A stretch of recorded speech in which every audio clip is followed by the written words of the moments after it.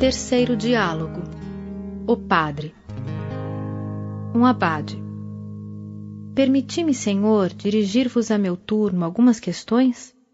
Allan Kardec. De bom grado, Senhor. Mas antes de responder-vos, creio ser útil fazer-vos conhecer o terreno sobre o qual tenciono me colocar convosco. Primeiramente, devo declarar-vos que não procurarei de nenhum modo converter-vos às nossas ideias. Se desejais conhecê-las detalhadamente, as encontrareis nos livros onde elas estão expostas. Lá podereis estudá-las com vagar e estareis livre para aceitá-las ou rejeitá-las. O Espiritismo tem por objetivo combater a incredulidade e suas funestas consequências, dando provas patentes da existência da alma e da vida futura. Ele se dirige, pois, àqueles que não creem em nada, ou que duvidam, e o número deles é grande, como sabeis. Aqueles que têm uma fé religiosa e aos quais essa fé basta, dele não tem necessidade. Aquele que diz, eu creio na autoridade da Igreja e me atenho ao que ela ensina, sem nada procurar além dela. O Espiritismo responde que ele não se impõe a ninguém e não vem forçar nenhuma convicção. A liberdade de consciência é uma consequência da liberdade de pensar, que é um dos atributos do homem. O Espiritismo estaria em contradição com seus princípios de caridade e de tolerância se ele não a respeitasse. Aos seus olhos, toda crença, quando sincera e não conduz ao seu próximo ao erro, é respeitável, mesmo que ela fosse errônea. Se alguém tiver sua consciência empenhada em crer, por exemplo, que é o sol que gira, nós lhe diremos, crede se isso vos satisfaz, porque não impedirá a terra de girar. Mas da mesma forma que não procuramos violentar vossa consciência, não procurai violentar a dos outros. Se de uma crença inocente em si mesma fazeis um instrumento de perseguição, ela torna-se nociva e pode ser combatida. Tal é, senhor abade, a linha de conduta que tive com os ministros de diversos cultos que a mim se dirigiram. Quando me questionaram sobre alguns pontos da doutrina, lhes dei as explicações necessárias, abstendo-me de discutir certos dogmas com os quais o Espiritismo não tem preocupações. Cada um estando livre em sua apreciação, mas jamais fui procurá-los no desejo de abalar sua fé mediante uma pressão qualquer. Aquele que vem a nós como um irmão, como tal o acolhemos, aquele que nos recusa, nós o deixamos em paz. É o conselho que não cesso de dar aos espíritas, porque nunca aprovei aqueles que se atribuem a missão de converter o clero. Sempre lhes disse, semeai no campo dos incrédulos, porque lá está uma ampla colheita a fazer. O Espiritismo não se impõe, porque, como eu o disse, ele respeita a liberdade de consciência e sabe que toda a crença imposta é superficial e não dá senão as aparências da fé, mas não a fé sincera. Ele expõe seus princípios aos olhos de todos, de maneira a que cada um possa formar sua opinião com conhecimento de causa. Aqueles que o aceitam, padres ou laicos, o fazem livremente e porque os acham racionais, mas não nos zangamos de nenhum modo com aqueles que não são de nossa opinião. Se hoje há luta entre a Igreja e o Espiritismo, temos a consciência tranquila de não tê-la provocado. O padre. Se a Igreja, vendo surgir uma nova doutrina, nela encontra princípios que, no seu entender, crê dever condenar, contestai-lhe o direito de discuti-los e de combatê-los, de precaver seus fiéis contra aquilo que ela considera um erro? Allan Kardec.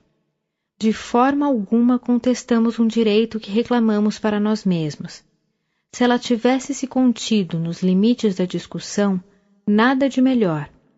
Mas lede a maioria dos escritos emanados dos seus membros ou publicados em nome da religião, os sermões que pregaram, e aí vereis a injúria e a calúnia extravasar de todas as partes, e os princípios da doutrina sempre indigna e maldosamente deturpados. Não se tem ouvido do alto do púlpito seus partidários serem qualificados de inimigos da sociedade e da ordem pública? Aqueles que ela reconduziu para a fé, anematizados e rejeitados pela Igreja, pela razão que ela entende melhor ser incrédulo que crer em Deus e na alma através do Espiritismo, não se afligiram por não haver para os espíritas as fogueiras da Inquisição?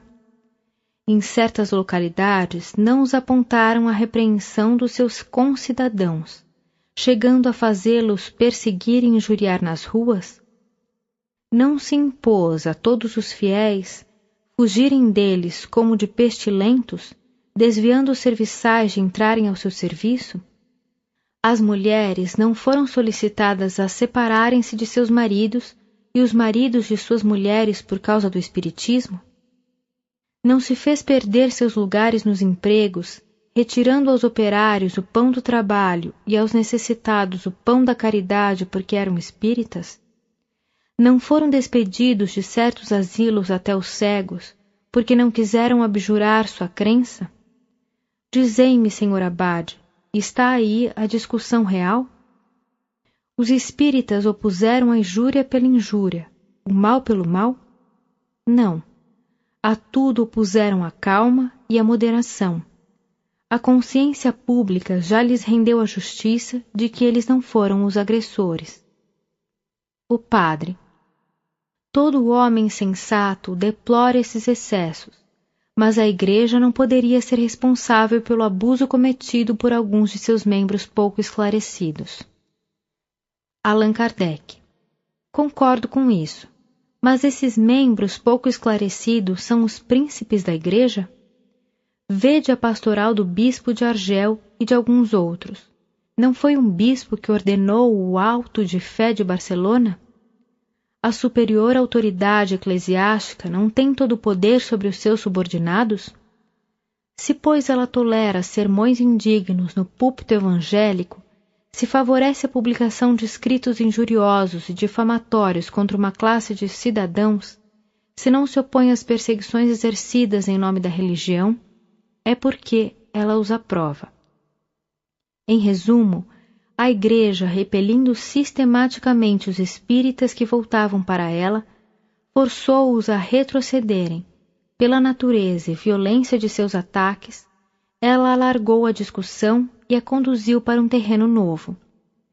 O Espiritismo não era senão uma simples doutrina filosófica e foi ela mesma que o engrandeceu apresentando-o como um inimigo terrível. Enfim, foi ela que o proclamou como uma nova religião. Foi uma imperícia, mas a paixão não raciocina. Um livre pensador. Tendes proclamado a toda hora a liberdade de pensamento e de consciência e declarado que toda crença sincera é respeitável. O materialismo é uma crença como qualquer outra. Por que não gozaria ele da liberdade que concedeis a todas as outras? Allan Kardec. Cada um é seguramente livre para crer no que lhe agrada, ou não crer em nada, e não desculparíamos mais uma perseguição contra aquele que crê no nada depois da morte, que contra um cismático de uma religião qualquer.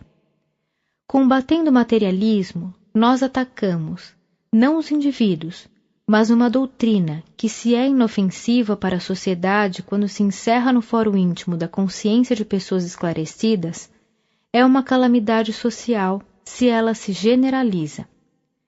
A crença de que tudo termina para o homem depois da morte, que toda solidariedade cessa com a vida, o conduz a considerar o sacrifício do bem-estar presente em proveito de outro como uma intrugice.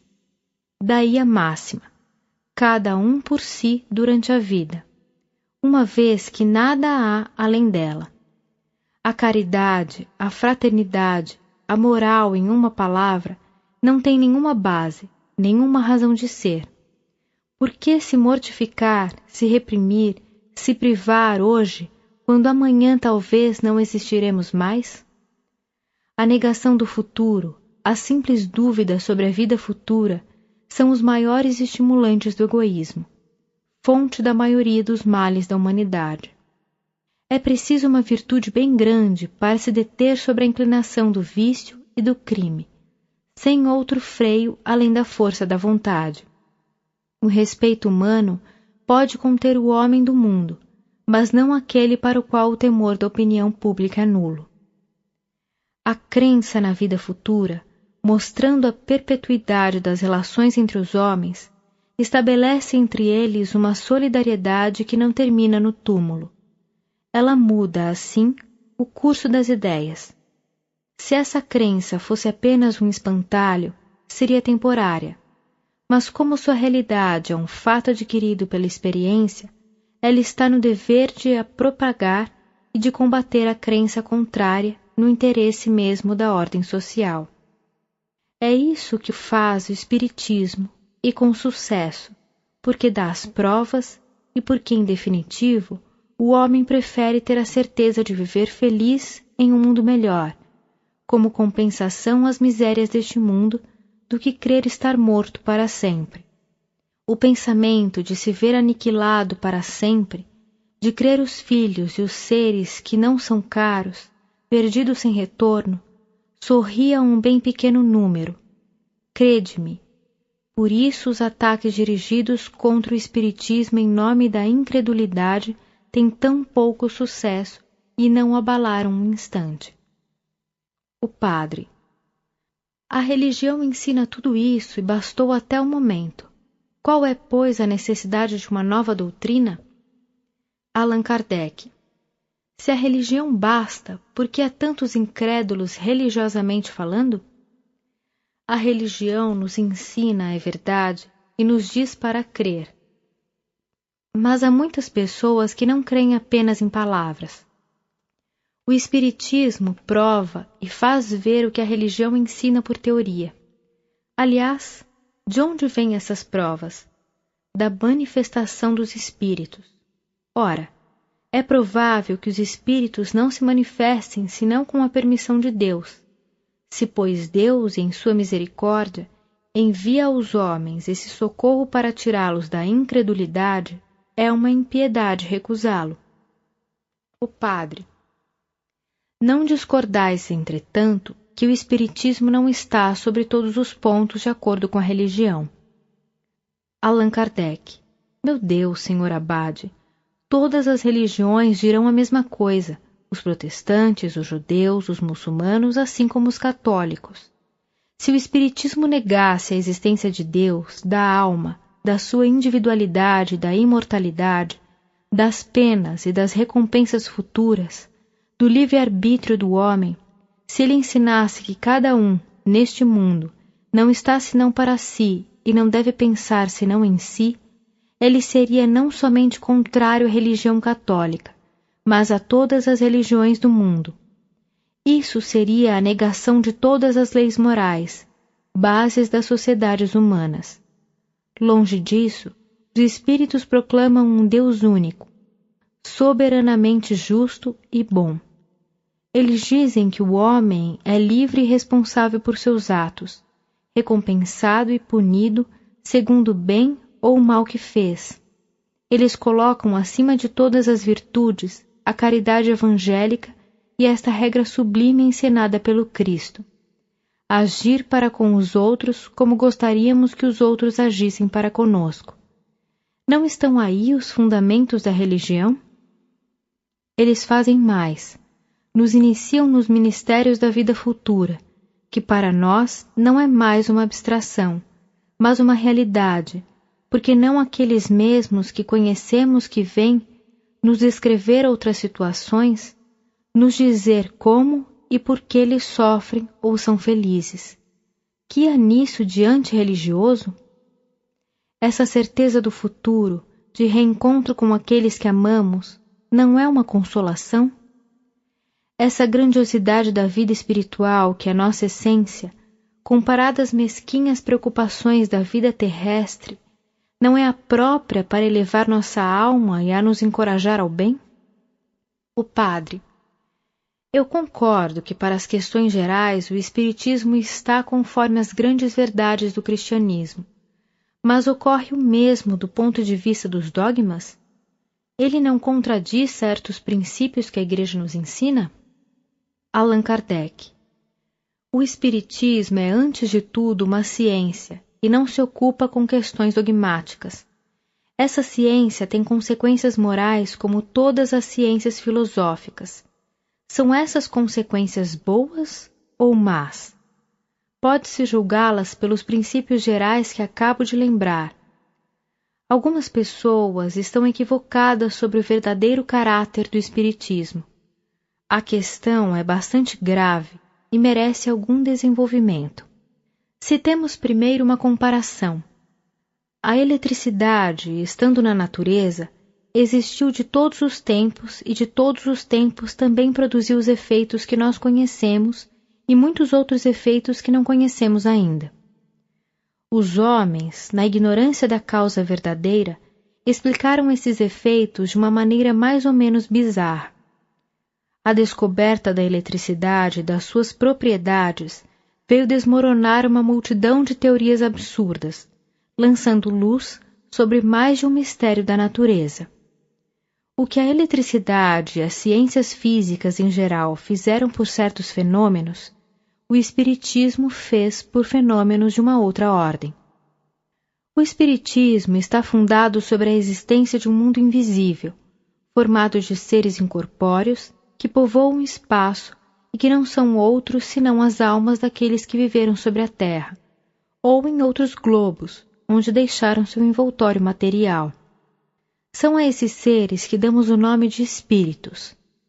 Eles nos rodeiam permanentemente, exercendo sobre os homens, com o seu desconhecimento, uma grande influência. Eles desempenham um papel muito ativo no mundo moral e até um certo ponto no mundo físico. O Espiritismo, pois, está na natureza e pode-se dizer que, em uma certa ordem de ideias, é uma potência, como a eletricidade o é em outro ponto de vista, como a gravitação o é em outro. Os fenômenos dos quais o mundo invisível é a fonte são efeitos produzidos em todos os tempos. Eis porque a história de todos os povos deles faz menção. Somente que em sua ignorância, como para a eletricidade, os homens atribuíram esses fenômenos às causas mais ou menos racionais e deram a esse respeito livre curso à imaginação. O Espiritismo, melhor observado depois que se vulgarizou, veio lançar luz sobre uma multidão de questões até aqui insolúveis ou mal compreendidas. Seu verdadeiro caráter, pois, é o de uma ciência e não de uma religião. E a prova disso é que conta entre seus adeptos homens de todas as crenças que não renunciaram por isso às suas convicções, católicos fervorosos que não praticam menos todos os deveres de seu culto, quando não são repelidos pela Igreja, protestantes de todas as seitas, israelitas, muçulmanos e até budistas e brâmanes. Ele repousa, pois, sobre princípios independentes de toda a questão dogmática. Suas consequências morais estão no sentido do cristianismo, porque o cristianismo é de todas as doutrinas a mais esclarecida e a mais pura, e é por essa razão que de todas as seitas religiosas do mundo, os cristãos estão mais aptos a compreendê-lo em sua verdadeira essência. Pode-se, por isso, fazer-lhe uma censura? Cada um, sem dúvida, pode fazer uma religião de suas opiniões, interpretar a vontade das religiões conhecidas, mas daí a constituição de uma nova igreja à distância. O padre. Não fazeis, entretanto, as evocações depois de uma fórmula religiosa? Allan Kardec. Seguramente colocamos um sentimento de religiosidade nas evocações e nas nossas reuniões, mas não há fórmula sacramental. Para os espíritos, o pensamento é tudo e a forma nada. Nós os chamamos em nome de Deus porque cremos em Deus, e sabemos que nada se faz neste mundo sem sua permissão, e que se Deus não lhes permitir vir, eles não virão. Procedemos em nossos trabalhos com calma e recolhimento, porque é uma condição necessária para as observações, e em segundo lugar, porque conhecemos o respeito que se deve àqueles que não vivem mais sobre a terra, qualquer que seja sua condição, feliz ou infeliz no mundo dos espíritos. Fazemos um apelo aos bons espíritos, porque sabendo que há bons e maus, resulta que estes últimos não vêm se misturar fraudulentamente nas comunicações que recebemos. O que tudo isso prova? Que nós não somos ateus, mas isso não implica de nenhum modo que sejamos religiosos. O padre: pois bem, que dizem os espíritos superiores com respeito à religião? Os bons devem nos aconselhar, nos guiar. Suponho que eu não tenha nenhuma religião e queira uma.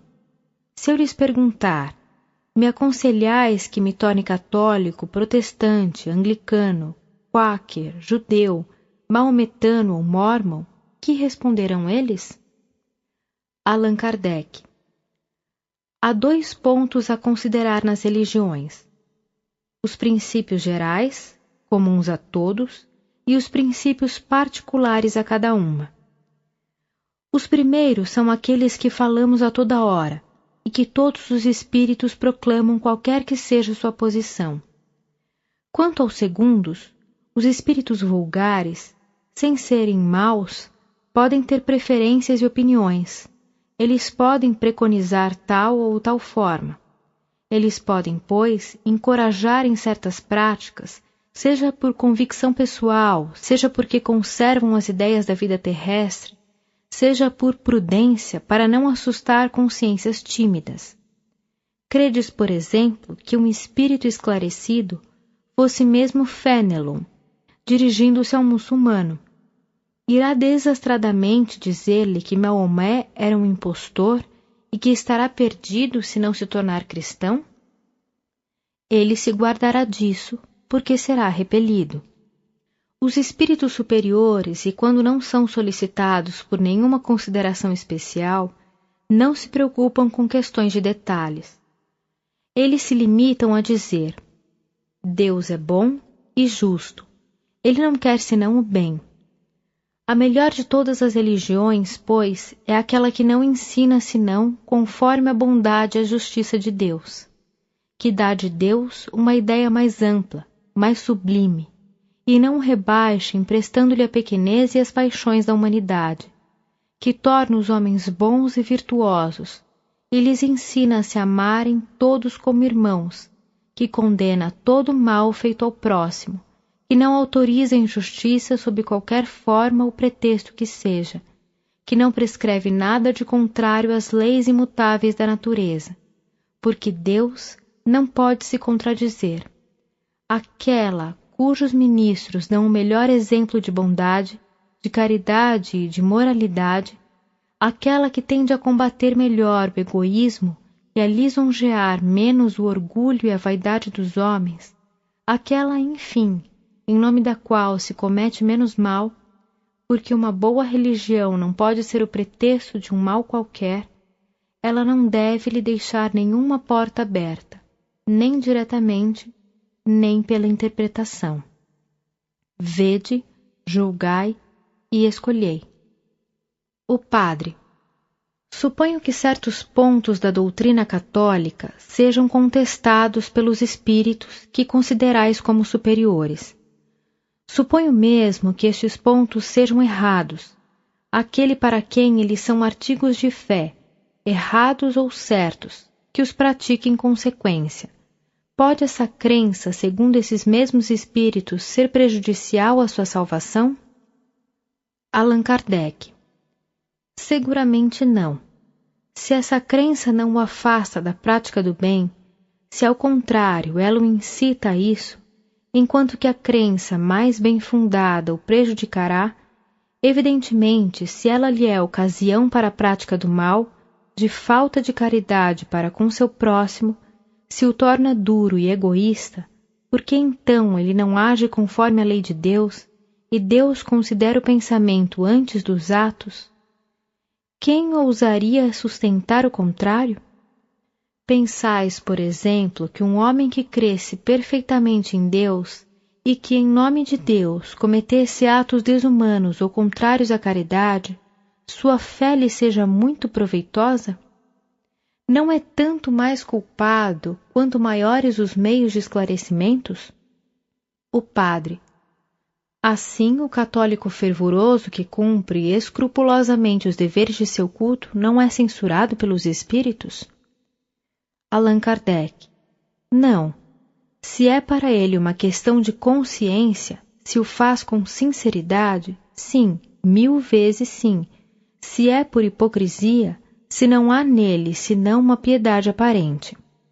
Os espíritos superiores, aqueles que têm por missão o progresso da humanidade, se erguem contra os abusos que podem retardar esse progresso, qualquer que seja sua natureza e quaisquer que sejam os indivíduos ou as classes sociais que dele se aproveitam. Ora, não negareis que a religião disso não esteve sempre isenta. Se entre seus ministros, aos que cumprem sua missão com um devotamento todo cristão, que a fazem grande, bela e respeitável, concordareis que nem todos cumpriram sempre a santidade de seu ministério. Os espíritos eliminam o mal por toda parte onde ele se encontre. Assinalar os abusos da religião é acatá-la?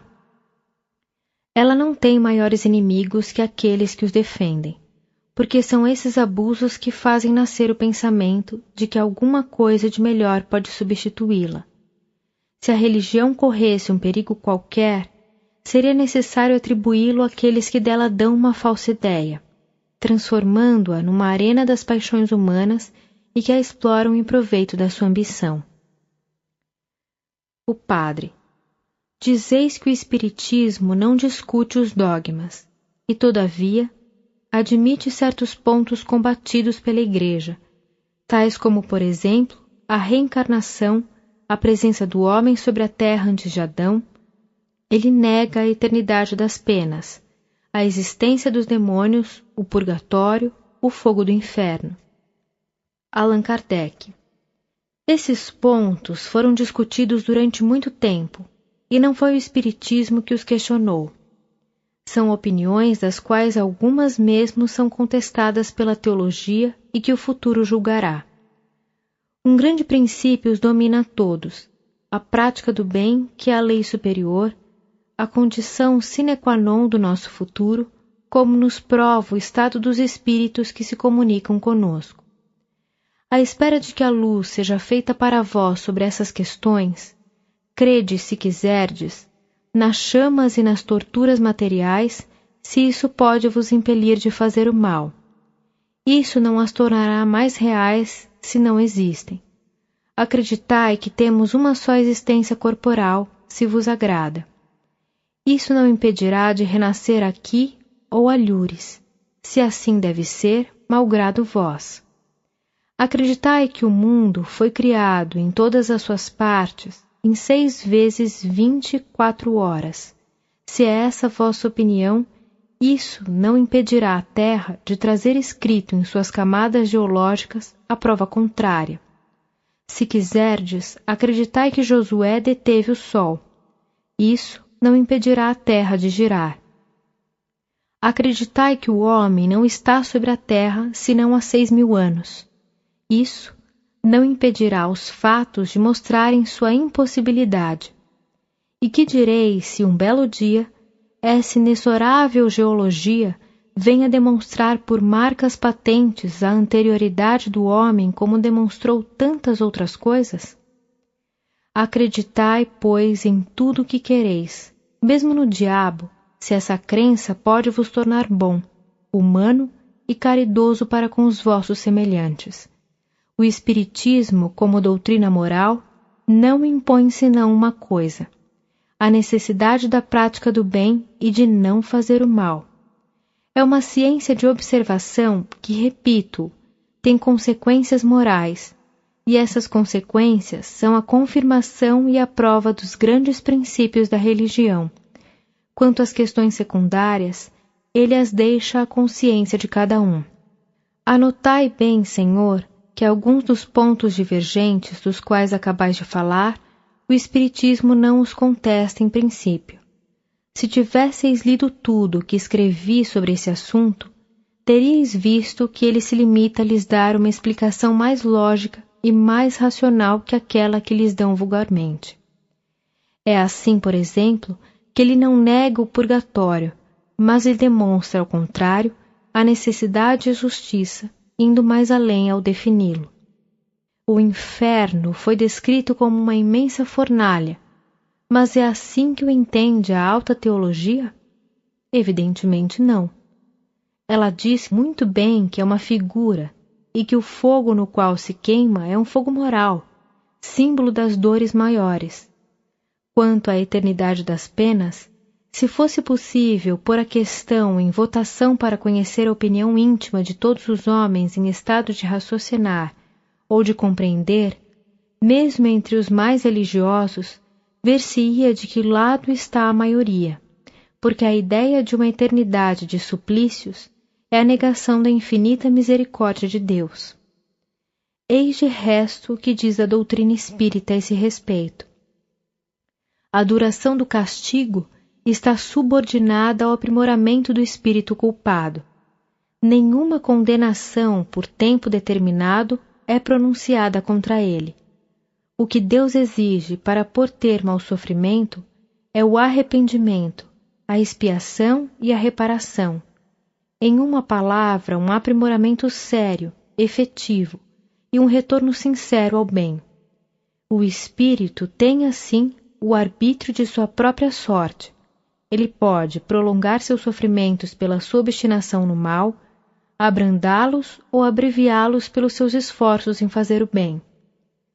A duração do castigo, estando subordinada ao arrependimento, disso resulta que o espírito culpado, que não se arrependesse e não se melhorasse jamais, sofreria sempre, e que para ele a pena seria eterna.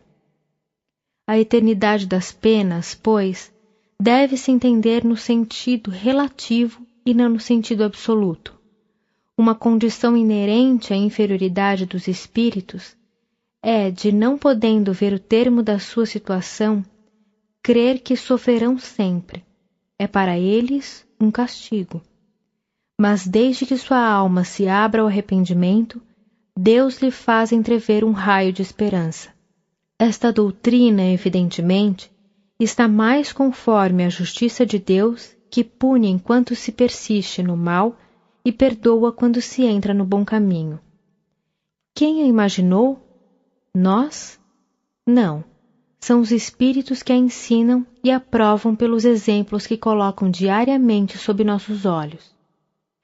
Os espíritos não negam, pois, as penas futuras, uma vez que descrevem seus próprios sofrimentos. E esse quadro nos toca mais que os das chamas perpétuas, porque tudo nele é perfeitamente lógico.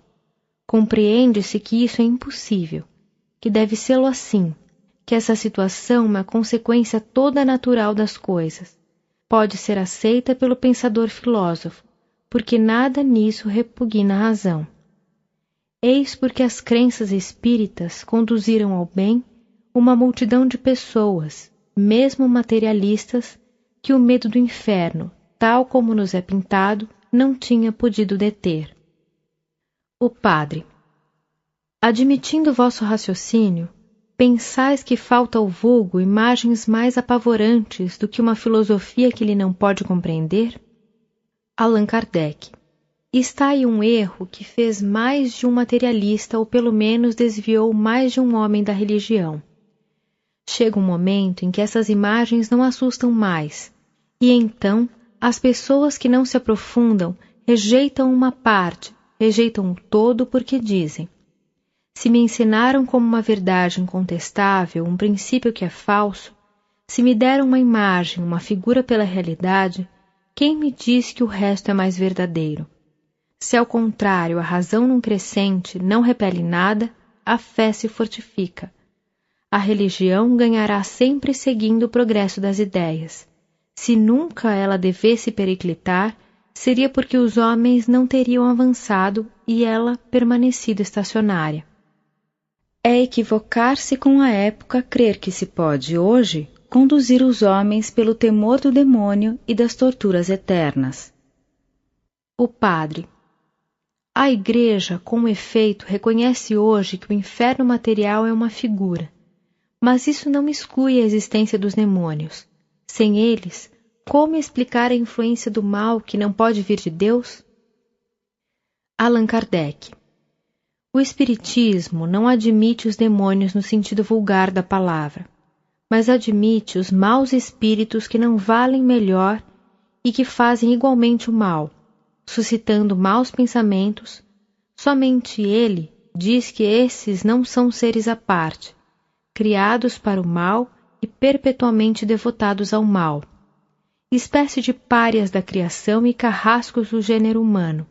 São seres atrasados, ainda imperfeitos, mas aos quais Deus reserva o futuro. Isso está de acordo com a Igreja Católica grega, que admite a conversão de Satã, alusão ao melhoramento dos maus espíritos. Anotai ainda que a palavra demônio não implica a ideia de maus espíritos, senão pela acepção moderna que lhe foi dada, porque a palavra grega daimon significa gênio, inteligência. Ora, admitir a comunicação dos maus espíritos é reconhecer em princípio a realidade das manifestações. É preciso saber se só eles se comunicam, como afirma a Igreja para motivar a proibição que faz de comunicar-se com os espíritos. Invocamos aqui o raciocínio e os fatos. Se espíritos, quaisquer que sejam, se comunicam, não é senão com a permissão de Deus. Compreender-se-ia que ele permitisse apenas aos maus? Como? Enquanto que deixaria a estes toda a liberdade de vir enganar os homens, interditaria aos bons de virem contrabalançar, neutralizar suas perniciosas doutrinas? Crer que seja assim não seria colocar em dúvida seu poder e sua bondade e fazer de Satã o rival da divindade? A Bíblia, o Evangelho, os pais da Igreja reconhecem perfeitamente a possibilidade da comunicação com o mundo invisível. E desse mundo, os bons não estão excluídos. Por que, pois, o seriam hoje? Aliás, a Igreja, admitindo a autenticidade de certas aparições e comunicações de santos, exclui por isso mesmo a ideia de que não se pode ter relações senão com os maus espíritos.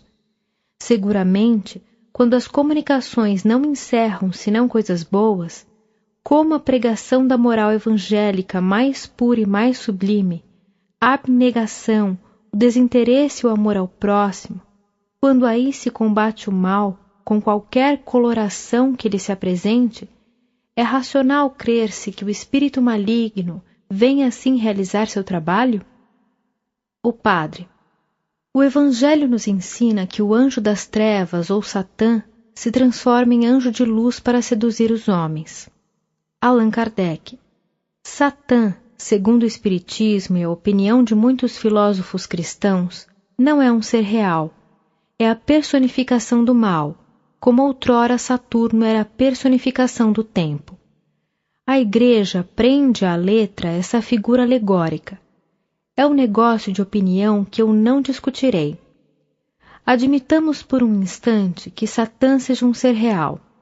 A Igreja, à força de exagerar seu poder para amedrontar, chega a um resultado todo contrário, quer dizer, a destruição, não só de todo medo, mas também de toda a crença em sua pessoa, segundo o provérbio: quem quer muito provar, não prova nada. Ela o representa como eminentemente fino, sagaz e astuto, e na questão do espiritismo o faz representar o papel de um tolo e de um inábil. Uma vez que o objetivo de Satã é alimentar o inferno com suas vítimas e arrebatar almas de Deus, compreende-se que ele se dirija àqueles que estão no caminho do bem para os induzir ao mal, e que por isso ele se transforme, segundo uma muito bela alegoria, em anjo da luz, quer dizer, simule hipocritamente a virtude, mas que ele deixe escapar aqueles que já têm em suas garras é o que não se compreende. Aqueles que não creem nem em Deus, nem em sua alma, que desprezaram a prece e estão mergulhados no vício, estão para ele tanto quanto é possível estar. Nada mais há a fazer para os afundar mais na lama. Ora, incitá-los a retornar a Deus, a lhe pedir, a submeter-se à sua vontade, encorajá-los a renunciar ao mal, mostrando-lhe a felicidade dos eleitos e a triste sorte que espera os maus. Seria ato de um tolo, mais estúpido que se desse a liberdade a pássaros engaiolados com o pensamento de os recuperar em seguida. Há, pois, na doutrina da comunicação exclusiva dos demônios, uma contradição que fere o homem sensato. Por isso, não se persuadirá jamais que os espíritos que reconduzem a Deus aqueles que o negavam ao bem, aqueles que faziam o mal, que consolam os aflitos, dão força e coragem aos fracos, que pela sublimidade dos seus ensinamentos elevam a alma acima da vida material, sejam os subordinados de Satã e que por esse motivo deve-se interditar toda a relação com o mundo invisível. O padre. Se a Igreja proíbe as comunicações com os espíritos dos mortos, é porque são contrárias à religião, como estão formalmente condenadas pelo Evangelho e por Moisés. Este último, pronunciando a pena de morte contra essas práticas, prova quanto elas são repreensíveis aos olhos de Deus. Allan Kardec. Eu vos peço perdão, mas essa proibição não está em nenhuma parte no Evangelho. Está somente na lei mosaica. Trata-se, pois, de saber se a Igreja coloca a lei mosaica acima da lei evangélica, quer dizer, se ela é mais judaica que cristã. Observe-se mesmo que de todas as religiões, a que faz menos oposição ao espiritismo é a judaica, e que ela não tem invocado a lei de Moisés, sobre as quais se apoiam as seitas cristãs contra as evocações. Se as prescrições bíblicas são o código da fé cristã, por que interditar a leitura da Bíblia? Que se diria se proibisse a um cidadão estudar o código das leis de seu país? A proibição feita por Moisés tinha então sua razão de ser, porque o legislador hebreu queria que seu povo rompesse com todos os costumes adquiridos entre os egípcios, e que este, do qual se trata aqui, era o motivo de abusos. Não se evocam os mortos por respeito e afeição por eles, nem com um sentimento de piedade. Era um meio de adivinhação, objeto de um tráfico vergonhoso, explorado pelo charlatanismo e a superstição.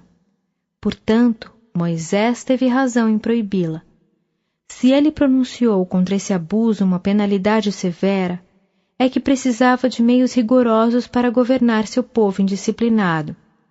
Também a pena de morte está prodigalizada na sua legislação. Apoia-se erradamente sobre a severidade do castigo para provar o grau da culpabilidade da evocação dos mortos. Se a proibição de evocar os mortos veio do próprio Deus, como pretende a Igreja, deve ter sido Deus quem editou a pena de morte contra os infratores. A pena tem, pois, uma origem tão sacra quanto a proibição.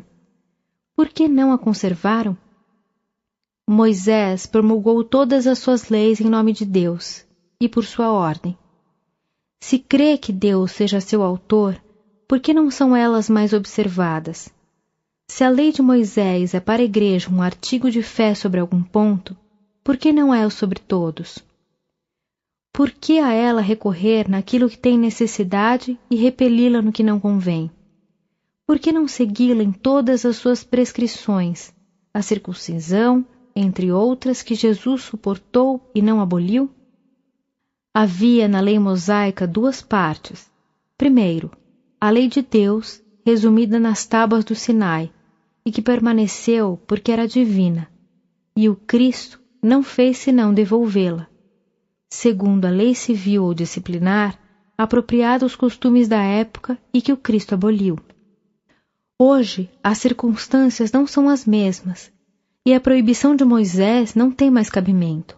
Aliás, se a Igreja proíbe evocar os mortos, pode ela impedir que eles venham sem que sejam chamados? Não se vê todos os dias pessoas que jamais se ocuparam com o espiritismo, como se via antes que ele fosse discutido, ter manifestações de todos os gêneros? Outra contradição. Se Moisés proibiu a evocação dos espíritos dos mortos, é porque esses espíritos poderiam vir. De outro modo, a proibição teria sido inútil. Se eles podiam vir naquele tempo, podem ainda hoje. Se eles são os espíritos dos mortos, não são, pois, exclusivamente demônios. É preciso ser lógico antes de tudo. O padre. A Igreja não nega que os bons espíritos possam se comunicar, uma vez que reconhece que os santos se manifestaram. Ela, porém, não pode considerar como bons os que vêm contradizer seus princípios imutáveis. Os espíritos ensinam as penas e as recompensas futuras, mas não ensinam como ela. Só ela pode julgar seus ensinamentos e discernir os bons dos maus. Allan Kardec. Eis a grande questão. Galileu foi acusado de heresia e de ser inspirado pelo demônio, porque revelou uma lei da natureza, provando o erro de uma crença que se acreditava inatacável. Fossem considerados como bons aqueles que vêm contradizer todos os pontos arraigados na opinião exclusiva da Igreja, ou não tivessem proclamado a liberdade de consciência e condenado certos abusos, eles teriam sido os bem-vindos e não seriam qualificados de demônio. Tal é também a razão pela qual todas as religiões, os muçulmanos tanto quanto os católicos, se creem na posse exclusiva da verdade absoluta, considerando como obra do demônio toda doutrina que não coincide inteiramente com seu ponto de vista. Ora, os espíritos não vêm destruir a religião, mas, como Galileu, revelar novas leis da natureza. Se alguns pontos de fé passam por isso, é que da mesma forma que a crença no movimento do Sol, eles estão em contradição com essas leis. A questão é de saber se um artigo de fé pode anular uma lei da natureza, que é obra de Deus. E se essa lei reconhecida não é mais sábio interpretar o dogma no sentido da lei, ao invés de atribuir esta ao demônio. O padre. Passemos sobre a questão dos demônios, pois eu sei que ela é diversamente interpretada pelos teólogos. Mas o sistema da reencarnação me parece mais difícil conciliar com os dogmas, porque ele não é uma outra coisa senão a metempsicose renovada de Pitágoras. Allan Kardec. Este não é o momento de discutir uma questão que exigiria um longo desenvolvimento. Encontrá-la-eis tratada em O Livro dos Espíritos e em A Moral do Evangelho segundo o Espiritismo. Eu não direi sobre isso, pois senão 2 palavras. A metempsicose dos antigos consistia na transmigração da alma do homem nos animais, o que implicava uma degradação. De resto, essa doutrina não era o que se acreditava vulgarmente. A transmigração nos animais não era considerada como uma condição inerente à natureza da alma humana, mas como um castigo temporário. É assim que as almas dos assassinos passariam no corpo de animais ferozes para aí receberem sua punição. A dos impudicos nos porcos e nos javalis. A dos inconstantes e dos avoados nos pássaros. A dos preguiçosos e dos ignorantes nos animais aquáticos. Depois de alguns milhares de anos, mais ou menos segundo a culpabilidade dessa espécie de prisão, a alma reentraria na humanidade. A encarnação animal não era, pois, uma condição absoluta, e ela se aliava, como se vê, à reencarnação humana. E a prova disso é que a punição dos homens tímidos consistia em passar no corpo de mulheres expostas ao desprezo e às injúrias. Era uma espécie de espantalho para os simples, bem mais que um artigo de fé entre os filósofos. Da mesma forma que se diz às crianças, se sois maus, o lobo vos comerá. Os antigos diziam aos criminosos, tornar-vos-eis lobos. Hoje se lhes diz, o diabo vos tomará e vos carregará para o inferno. A pluralidade das existências, segundo o Espiritismo, difere essencialmente da metempsicose, no sentido de que não admite a encarnação da alma nos animais, mesmo como punição. Os espíritos ensinam que a alma não retrograda, mas que progride sem cessar. Suas diferentes existências corporais se realizam na humanidade. Cada existência, para ela, um passo adiante na senda do progresso intelectual e moral, o que é bem diferente. Não podendo adquirir um desenvolvimento completo em uma única existência, frequentemente abreviada por causas acidentais, Deus lhe permite continuar em uma nova encarnação a tarefa que ela não pôde acabar, ou de recomeçar a que fez mal. A expiação na vida corporal consiste nas tribulações que a isso suporta. Quanto à questão de saber se a pluralidade das existências é ou não contrária a certos dogmas da Igreja, eu me limitarei a dizer isto. De duas coisas uma: ou a reencarnação existe ou não existe. Se ela existe, é porque está nas leis da natureza. Para provar que ela não existe, seria preciso provar que ela é contrária não aos dogmas, mas a essas leis, e que se pode encontrar uma outra que explique mais claramente e mais logicamente as questões que só ela pode resolver. De resto, é fácil demonstrar que certos dogmas aí encontram uma sanção racional que os faz aceitos por aqueles que os repeliam por não compreendê-los. Não se trata, pois, de destruir, mas de interpretar o que acontecerá mais tarde pela força das coisas. Aqueles que não quiserem aceitar a interpretação estarão perfeitamente livres, como estão hoje, de crer que é o Sol que gira ao redor da Terra. A ideia da pluralidade das existências se vulgariza com uma espantosa rapidez em razão de sua extrema lógica e da sua conformidade com a justiça de Deus.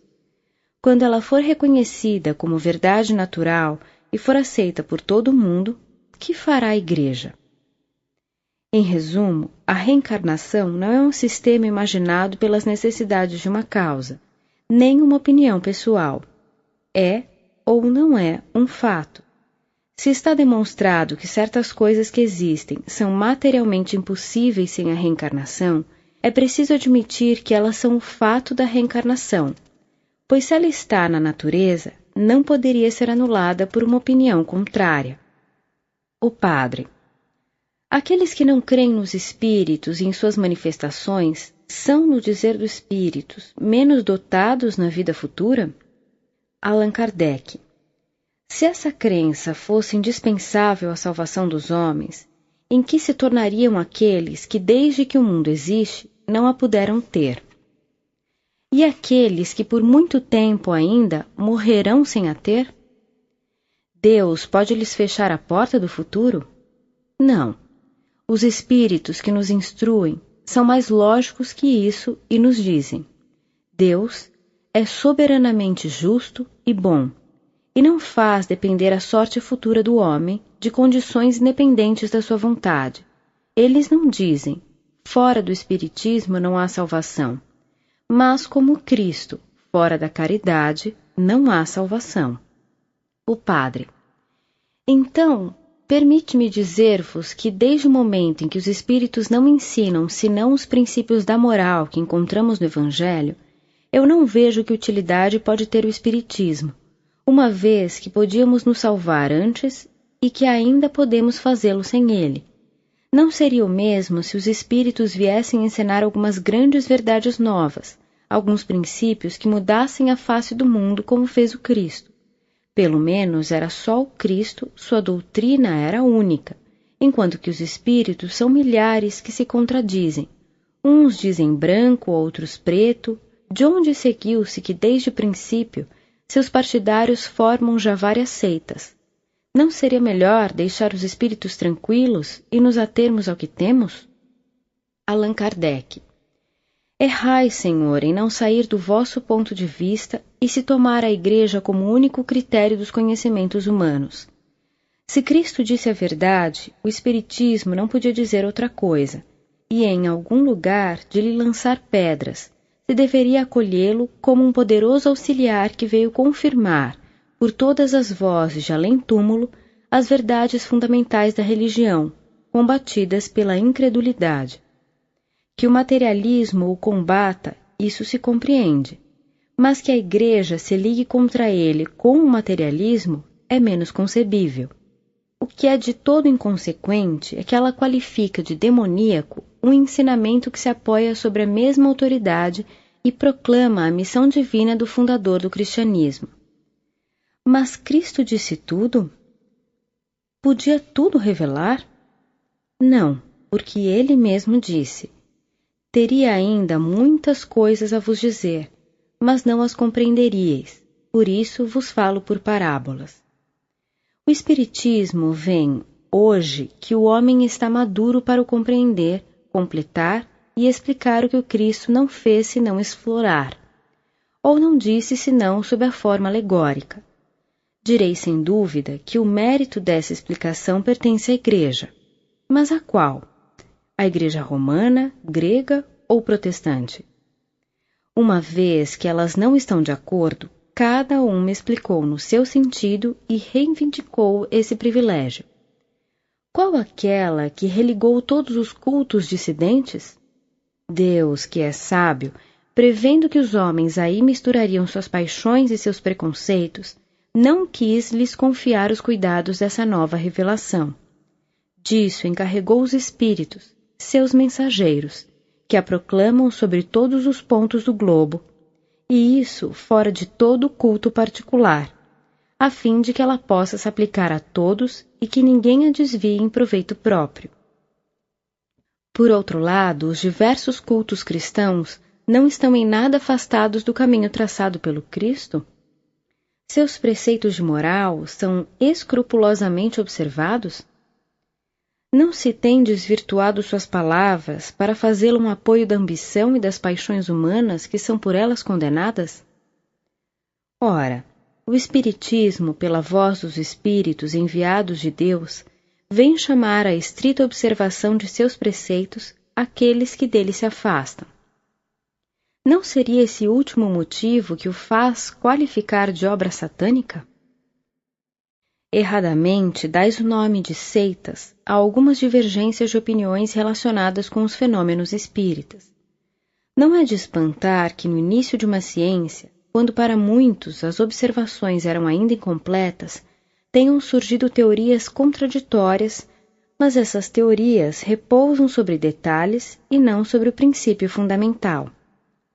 Elas podem constituir escolas que explicam certos fatos à sua maneira, mas não têm mais de seitas que os diferentes sistemas que dividem os nossos sábios sobre as ciências exatas, em medicina, física, etc. Suprimi, pois, a palavra seita, que é de todo imprópria no caso presente. Aliás, desde sua origem, o próprio cristianismo não deu nascimento a uma multidão de seitas? Por que a palavra de Cristo não foi bastante poderosa para impor silêncio a todas as controvérsias? Porque ela é suscetível de interpretações que dividem ainda hoje os cristãos em diferentes igrejas, que pretendem ser as únicas detentoras da verdade necessária à salvação. Se detestam cordialmente e se anatematizam em nome do Divino Mestre, que não pregou senão o amor e a caridade? A fraqueza dos homens, direis, seja, porque quereis que o Espiritismo triunfe subitamente dessa fraqueza e transforme a humanidade como por encantamento? Eu me encaminho para a questão de utilidade. Dissestes que o Espiritismo não ensina nada de novo. É um erro. Ele ensina muito àqueles que não se detêm em superficialidades. Tivesse apenas substituído a máxima: fora da caridade não há salvação. Em lugar de fora da Igreja não há salvação que os divide, e já teria marcado uma nova era da humanidade. Dissestes que se poderia passar sem ele. De acordo, como se poderia passar sem uma multidão de descobertas científicas. Os homens também se comportavam bem antes da descoberta de todos os novos planetas. antes que se tivessem calculado os eclipses, antes que se conhecesse o mundo microscópico e sem outras coisas. O camponês, para viver e reproduzir seu trigo, não tem necessidade de saber o que é um cometa. Todavia, ninguém nega que todas essas coisas alargam o círculo de ideias e nos fazem penetrar mais além nas leis da natureza. Ora, o mundo dos espíritos é uma dessas leis, que o Espiritismo nos faz conhecer ensinando-nos a influência que exerce sobre o mundo corporal. Supondo-se que a isso se limite sua utilidade, já não seria bastante a revelação de semelhante força? Vejamos agora sua influência moral. Admitamos que ele não ensine absolutamente nada de novo a esse respeito. Qual é o maior inimigo da religião? O materialismo. Porque o materialismo não crê em nada. Ora, o Espiritismo é a negação do materialismo que não tem mais razão de ser. Não é mais pelo raciocínio, pela fé cega que se diz ao materialista que tudo não termina com seu corpo, mas pelos fatos que lhe mostra, permite-lhe tocar com os dedos e com o olhar. Não está aí um pequeno serviço que ele presta à humanidade, à religião? Mas não é tudo. A certeza da vida futura, o quadro vivo daqueles que nela nos antecederam, mostram a necessidade do bem e as consequências inevitáveis do mal. Eis porque, sem ser em si mesmo uma religião, ele leva essencialmente as ideias religiosas, as desenvolve naqueles que não as têm e as fortifica naqueles em que elas são hesitantes. A religião, pois, encontra nele um apoio, não para essas pessoas de vista estreita que a veem inteiramente na doutrina do fogo eterno, na letra mais que no espiritismo, mas para aqueles que a veem segundo a grandeza e a majestade de Deus. Em uma palavra, o espiritismo engrandece e eleva as ideias. Ele combate os abusos engendrados pelo egoísmo, a cupidez, a ambição. Mas quem ousaria proibi-los e deles declarar-se vencedor? Se ele não é indispensável à salvação, facilita-a consolidando-nos no caminho do bem. Qual é, aliás, o homem sensato que ousaria adiantar de um defeito do ortodoxo é mais repreensível aos olhos de Deus do que do ateu e do materialista? Eu coloco honestamente as questões seguintes a todos aqueles que combatem o espiritismo relativamente às suas consequências religiosas. 1. Qual é o pior dotado na vida futura, aquele que não crê em nada ou aquele que, crendo nas verdades gerais, não admite certas partes do dogma? 2. O protestante e o cismático estão confundidos na mesma reprovação do ateu e do materialista? 3. Aquele que não é ortodoxo, no rigor da palavra, mas que faz todo o bem que pode, que é bom e indulgente para com seu próximo, leal em suas relações sociais, está menos garantido de sua salvação que aquele que crê em tudo, mas que é duro, egoísta e descaridoso? 4. Qual vale mais aos olhos de Deus? A prática das virtudes cristãs sem as do dever da ortodoxia ou a prática destes últimos sem as da moral? Eu respondi, senhor abade, às questões e às objeções que me haveis dirigido, mas como vos disse inicialmente, sem nenhuma intenção pré-concebida de vos conduzir às nossas ideias e mudar vossas convicções, limitando-me a vos fazer examinar o Espiritismo sob seu verdadeiro ponto de vista. Se não tivesseis vindo, eu não vos teria procurado. Isso não quer dizer que desprezemos vossa adesão aos nossos princípios se ela deva ter lugar. Bem longe disso. Somos felizes. Ao contrário, com todas as aquisições que fazemos e que têm para nós tanto maior valor quanto sejam livres e voluntárias. Não temos nenhum direito para constranger quem quer que seja e teríamos escrúpulo em perturbar a consciência daqueles que, tendo crenças que os satisfazem, não vêm espontaneamente a nós. Nós dissemos que o melhor meio de se esclarecer sobre o Espiritismo é estudando previamente sua teoria. os fatos virão naturalmente em seguida e serão compreendidos, qualquer que seja a ordem na qual os conduzam as circunstâncias. Nossas publicações são feitas com o objetivo de favorecer esse estudo.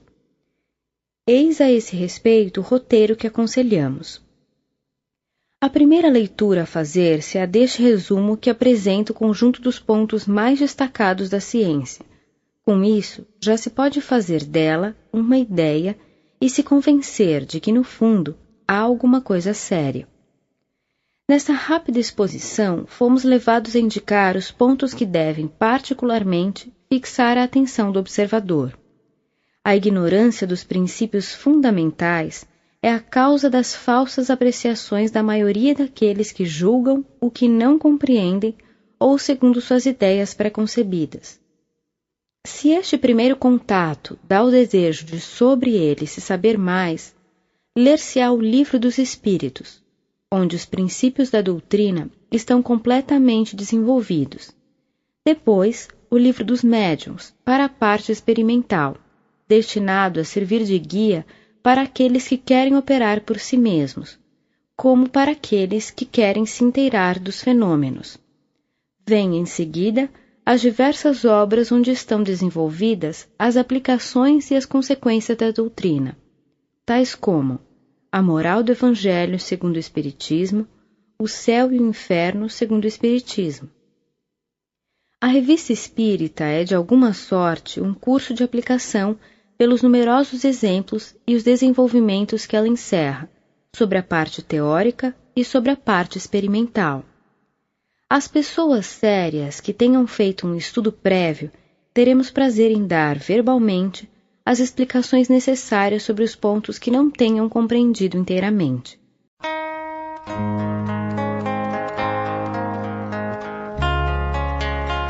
Capítulo 2. Noções elementares do Espiritismo. Observações preliminares. 1. É um erro crer-se que basta a certos incrédulos verem fenômenos extraordinários para estarem convencidos. Aqueles que não admitem a alma ou o espírito no homem não podem admiti-lo fora do homem. Por conseguinte, negando a causa, negam o efeito. Chegam assim quase sempre com uma ideia pré-concebida e uma posição de negação que os desviam de uma observação séria e imparcial. Fazem perguntas e objeções às quais é impossível responder-se instantaneamente de um modo completo, porque seria preciso para cada pessoa fazer uma espécie de curso e recomeçar as coisas desde o início. O estudo prévio tem por resultado responder antecipadamente às objeções, das quais a maioria é fundada sobre a ignorância da causa dos fenômenos e das condições nas quais eles se produzem. 2. Aqueles que não conhecem o Espiritismo imaginam que se produzem fenômenos espíritas como se fazem experiências de física e de química. Daí sua pretensão em os submeter à sua vontade, e a recusa de se colocar nas condições necessárias para a observação. Não admitindo, em princípio, a existência e a intervenção dos espíritos, ou pelo menos não reconhecendo sua natureza, sem seu modo de ação, eles agem como se operassem sobre a matéria bruta, e do fato de não obterem o que procuram, concluem que não há espíritos. Colocando-se em um outro ponto de vista, compreender-se-á que os espíritos, sendo a alma dos homens depois da morte, nós mesmos seremos espíritos, e que estaríamos pouco dispostos a servirmos de joguete para satisfazer as fantasias dos curiosos. 3.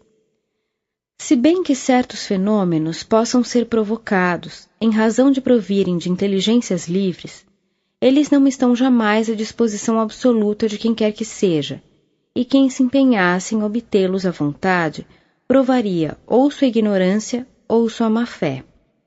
É preciso esperá-los, compreendê-los em sua passagem, e frequentemente é no momento em que menos se espera que se apresentam os fatos mais interessantes e mais concludentes. Aquele que quer seriamente se instruir deve, pois, levar nisso, como em todas as coisas, a paciência, a perseverança e fazer aquilo que é necessário. De outro modo, é melhor para ele disso não se ocupar. 4. As reuniões destinadas às manifestações espíritas não estão sempre em boas condições, seja para obter-se resultados satisfatórios, seja para conduzir à convicção. Há reuniões mesmo, é preciso nisso convir, das quais os incrédulos saem menos convencidos do que quando entraram, fazendo restrições àqueles que lhes falam do caráter sério do espiritismo em vista das coisas frequentemente ridículas que testemunharam.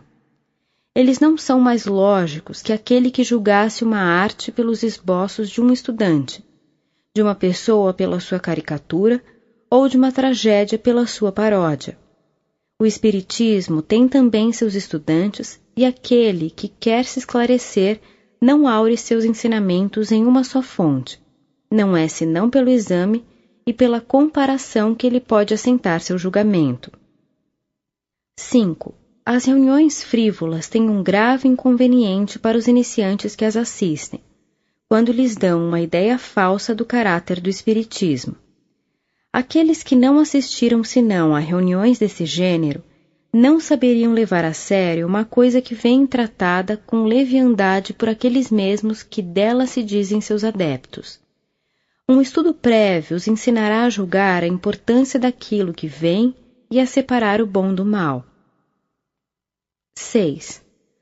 O mesmo raciocínio se aplica àqueles que julgam o espiritismo por certas obras excêntricas que não podem dele dar senão uma ideia incompleta e ridícula. O espiritismo sério não é mais responsável por aqueles que o compreendem mal, ou o praticam insensatamente, do que a poesia não é responsável por aqueles que fazem maus versos. É deplorável, disse, que tais obras existam, porque elas comprometem a verdadeira ciência.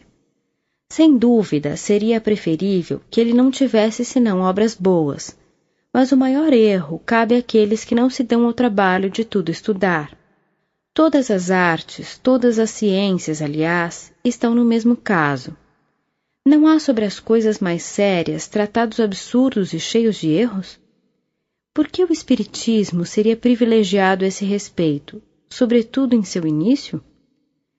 Se aqueles que o criticam não o julgassem pelas aparências, saberiam o que ele admite e o que ele rejeita, e não o acusariam daquilo que ele repudia em nome da razão e da experiência.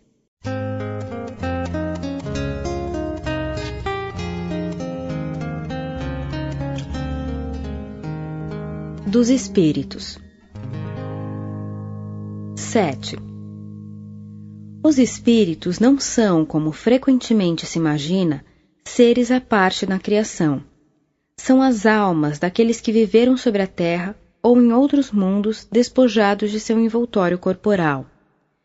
Quem admitir a existência da alma sobrevivendo ao corpo, admite por isso mesmo a existência dos espíritos.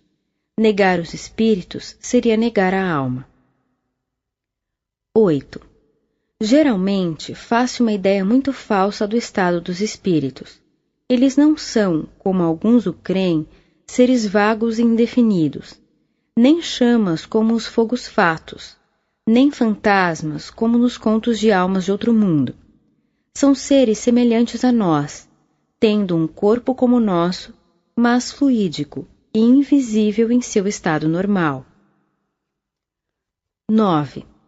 Quando a alma está unida ao corpo, durante a vida, ela tem um duplo envoltório, um pesado, grosseiro e destrutível, que é o corpo, outro fluídico, leve e indestrutível, chamado perispírito. 10. Há, pois, no homem 3 coisas essenciais. Primeiro, a alma ou espírito, princípio inteligente que abriga o pensamento, a vontade e o senso moral. Segundo, o corpo, envoltório material que coloca o espírito em relação com o mundo exterior. Terceiro, o perispírito, envoltório fluídico, leve, imponderável, servindo de liame e de intermediário entre o espírito e o corpo. 11. Quando o envoltório exterior está gasto e não pode mais funcionar, ele sucumbe e o espírito dele se despoja, como o fruto se despoja de sua casca, a árvore de sua casca, a serpente de sua pele, em uma palavra, como se tira uma veste velha e imprestável. É o que se chama de morte. 12. A morte não é senão a destruição do envoltório material. A alma abandona esse envoltório como a borboleta deixa sua crisálida. Contudo, ela conserva seu corpo fluídico ou perispírito. 13.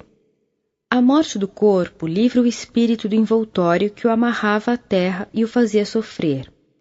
Uma vez liberto desse fardo, ele não tem mais que seu corpo etéreo, que lhe permite percorrer o espaço e transpor as distâncias com a rapidez do pensamento. 14. A união da alma, do perispírito e do corpo material constitui o homem. A alma e o perispírito separados do corpo constituem o ser chamado espírito. Nota: a alma é assim um ser simples, o espírito um ser duplo e o homem um ser triplo.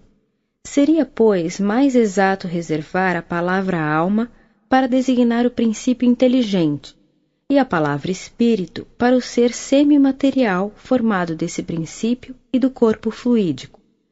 Mas como não se pode conceber o princípio inteligente isolado de toda a matéria, nem o perispírito sem estar animado pelo princípio inteligente, as palavras alma e espírito são usualmente empregadas indiferentemente uma pela outra. É a aparência que consiste em tomar a parte pelo todo, da mesma forma que se diz de uma vila que ela é povoada por tantas almas, um povoado de tantas casas, mas filosoficamente é essencial diferenciá-las. 15. Os espíritos revestidos de corpos materiais constituem a humanidade ou um mundo corporal visível. Despojados desses corpos, eles constituem um mundo espiritual ou um mundo invisível, que povoam o espaço no meio do qual vivemos, sem disso suspeitar, como vivemos no meio do mundo dos infinitamente pequenos que não supunhamos antes da invenção do microscópio. 16. Os espíritos não são, pois, seres abstratos, vagos e indefinidos, mas seres concretos e circunscritos, aos quais não falta senão serem visíveis para assemelharem-se aos humanos, de onde se segue que se em dado momento o véu que os oculta pudesse ser levantado, eles formariam para nós toda uma população circundante. 17. Os espíritos têm todas as percepções que tinham sobre a terra, mas em um mais alto grau, porque suas faculdades não estão mais amortecidas pela matéria. Eles têm sensações que nos são desconhecidas, veem ou ouvem coisas que nossos sentidos limitados não nos permitem nem ver nem ouvir. Para eles não há obscuridade, salvo para aqueles cuja punição é de estarem temporariamente nas trevas. Todos os nossos pensamentos repercutem neles, que os leem como em um livro aberto, de sorte que aquilo que podemos ocultar a qualquer outra pessoa, não o podemos mais desde que ela é espírito. 18. Os espíritos estão por toda parte, entre nós, ao nosso lado, nos acotovelando e nos observando incessantemente. Pela sua presença permanente em nosso meio, os espíritos são os agentes de diversos fenômenos, desempenhando um papel importante no mundo moral e até um certo ponto no mundo físico, constituindo assim uma das forças da natureza. 19.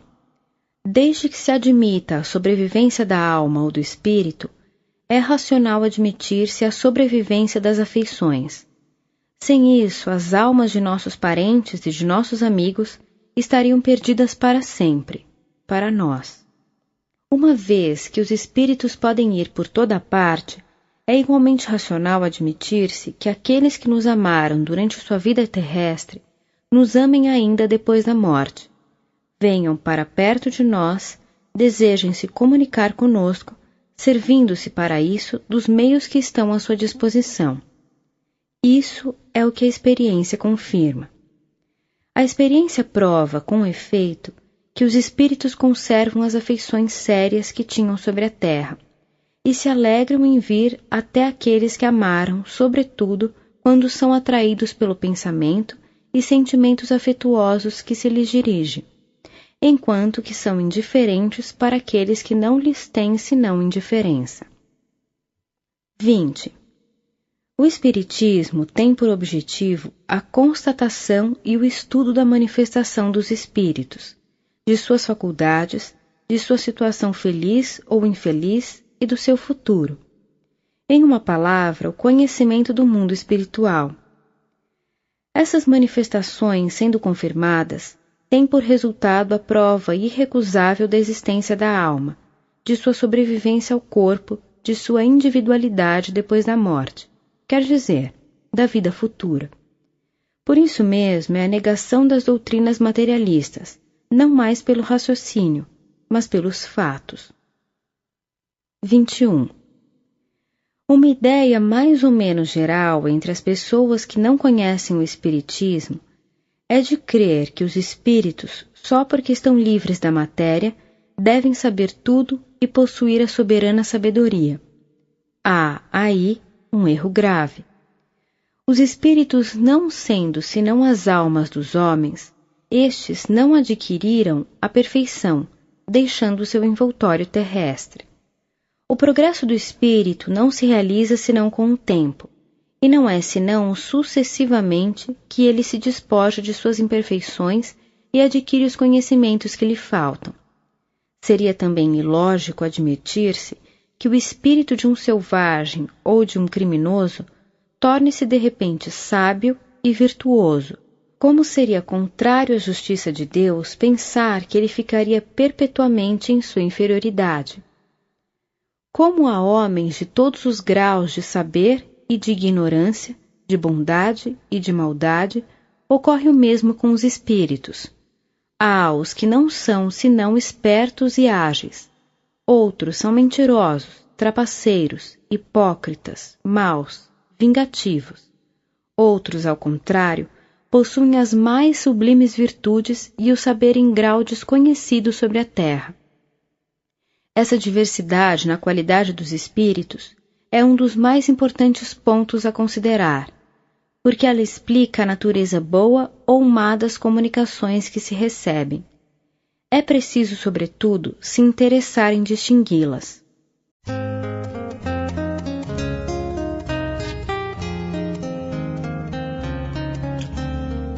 Comunicações com o mundo invisível. 22. A existência, a sobrevivência e a individualidade da alma sendo admitidas, o Espiritismo se reduz a uma só questão principal. As comunicações entre as almas e os vivos são possíveis? Essa possibilidade é um resultado da experiência. O fato de o intercâmbio entre o mundo visível e o mundo invisível uma vez estabelecido, a natureza, a causa e o modo desses intercâmbios sendo conhecidos, é um novo campo aberto à observação e a chave de uma multidão de problemas. É ao mesmo tempo um poderoso elemento moralizador para acabar com a dúvida sobre o futuro. 23. O que lança no pensamento de muitas pessoas a dúvida sobre a possibilidade das comunicações de além-túmulo é a ideia falsa que se faz do estado da alma depois da morte. Se afigura geralmente como um sopro, uma fumaça, alguma coisa vaga, apenas compreendida pelo pensamento, que se evapora e vai para não se sabe onde, mas tão longe que mal se compreende que ela possa voltar sobre a terra. Se a considerarmos, ao contrário, na sua união com o corpo fluídico, semimaterial, com o qual ela forma um ser concreto individual, seus intercâmbios com os vivos não têm nada de incompatível com a razão. 24. O mundo visível, vivendo no mundo do meio invisível, com o qual está em contato perpétuo, disso resulta que eles reagem incessantemente um sobre o outro, que desde que há homens, há espíritos, e que se estes últimos têm o poder de se manifestar, devem tê-lo feito em todas as épocas e entre todos os povos. Entretanto, nestes últimos tempos, as manifestações dos espíritos tomaram grande desenvolvimento e adquiriram um maior caráter de autenticidade, porque estava nos objetivos da providência colocar termo ao flagelo da incredulidade e do materialismo mediante provas evidentes, permitindo àqueles que deixaram a Terra virem atestar sua existência e nos revelar sua situação feliz ou infeliz. 25. Os intercâmbios entre o mundo visível e o mundo invisível podem ser ocultos ou patentes, espontâneos ou provocados. Os espíritos agem sobre os homens de maneira oculta, pelos pensamentos que lhes sugerem e por certas influências, de um modo patente por efeitos apreciáveis pelos sentidos. As manifestações espontâneas ocorrem inopinadamente e de improviso. Elas se produzem frequentemente nas pessoas desprovidas de ideias espíritas e que, por isso mesmo, não podendo compreendê-las, as atribuem a causas sobrenaturais. Aquelas que são provocadas ocorrem pela intervenção de certas pessoas dotadas, para esse efeito, de faculdades especiais e que se designam pelo nome de médiuns. 26. Os espíritos podem se manifestar de muitas maneiras diferentes: pela visão, pela audição, pelo tato, pelos ruídos, o movimento dos corpos, a escrita, o desenho, a música. 27. Os espíritos se manifestam algumas vezes espontaneamente por ruídos e pancadas. É frequentemente para eles um meio de atestar sua presença e chamar a atenção sobre si, absolutamente como quando uma pessoa bate para advertir que há alguém. Há os que não se limitam a ruídos moderados, mas que vão até a produção de um barulho parecido como o da louça, que se quebra, de portas que se abrem e se fecham, ou de móveis que se derrubam. Alguns causam mesmo uma perturbação real e verdadeiros estragos. 28. O perispírito, ainda que invisível para nós no estado normal, não é por isso menos matéria etérea. O espírito pode, em certos casos, fazê-lo experimentar uma espécie de modificação molecular que o torna visível e mesmo tangível. É assim que se produzem as aparições. Esse fenômeno não é mais extraordinário que o do vapor, que é invisível quando está muito rarefeito, que se torna visível quando está condensado. Os espíritos que se tornam visíveis se apresentam quase sempre sob a aparência que tiveram em sua vida e que pode fazê-los reconhecer. 29.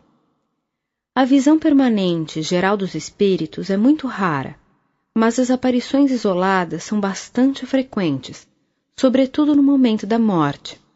O espírito liberto parece apressar-se em rever seus parentes e amigos, como para os advertir que acaba de deixar a terra e lhes dizer que vive sempre.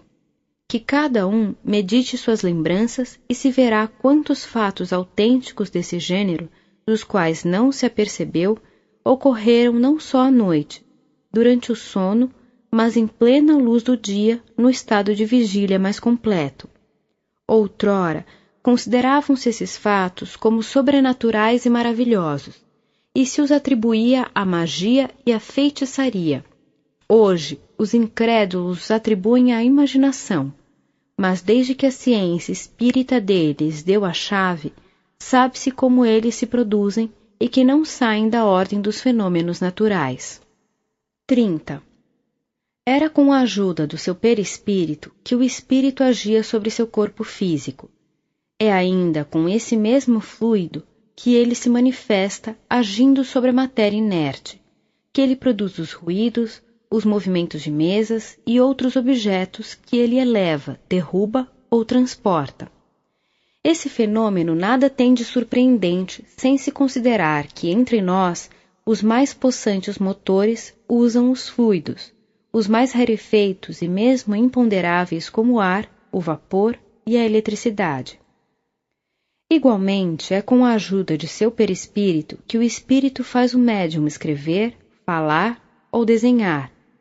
Não tendo mais corpo tangível para agir ostensivamente, quando quer se manifestar, ele se serve do corpo do médium do qual se empresta os órgãos, com os quais age como se fora seu próprio corpo, e isso pelo eflúvio fluídico que derrama sobre ele.